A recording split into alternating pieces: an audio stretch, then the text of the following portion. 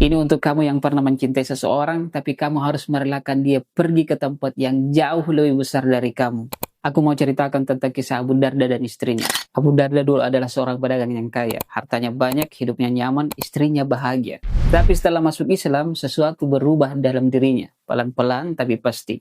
Dia mulai menghabiskan malamnya dengan sholat, siangnya dengan puasa, hartanya habis untuk sedekah, waktunya habis untuk ilmu. Istrinya Ummu Darda melihat semua itu dan tidak protes. Tidak meminta kembali ke kehidupan yang dulu, tidak meminta dia memilih antara ibadah dan keluarga. Suatu hari Salman Al-Farisi berkunjung ke rumahnya dan melihat Ummu Darda berpakaian dengan sederhana. Tidak berdandan, tidak seperti istri-istri yang lainnya. Salman bertanya, "Kenapa kamu tidak berdandan?" Ummu Darda lalu menjawab pelan, "Suamiku tidak lagi punya waktu untuk melihatku." Bukan dengan nada marah, bukan dengan nada menyesal, tapi dengan nada yang hanya dimiliki seseorang yang benar-benar ikhlas. Salman akhirnya mengingatkan Abu Darda, Tuhanmu punya hak atasmu, dirimu punya hak atasmu, istrimu punya hak atasmu. Berikan setiap yang berhak haknya masing-masing.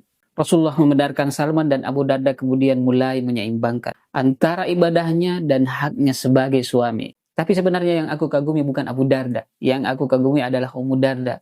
Yang merelakan, yang tidak menuntut, dan tidak berkata pilih aku atau ibadahmu. Tapi yang perlu dikagumi lebih dari itu adalah bagaimana kisah ini berakhir. Ummu Darda menjadi salah satu wanita yang paling berilmu di zamannya. Meriwayatkan hadis, mengajarkan para tabi'in, namanya dikenang sampai hari ini. Ternyata saat kamu merelakan seseorang pergi ke sesuatu yang jauh lebih besar, Allah tidak akan membiarkanmu berdiri di tempat. Dia akan mengangkatmu. Pasangan yang terbaik tentunya bukan yang menggenggammu erat, tapi yang memberimu ruang untuk tumbuh dan ikut tumbuh bersamamu ke arah yang sama.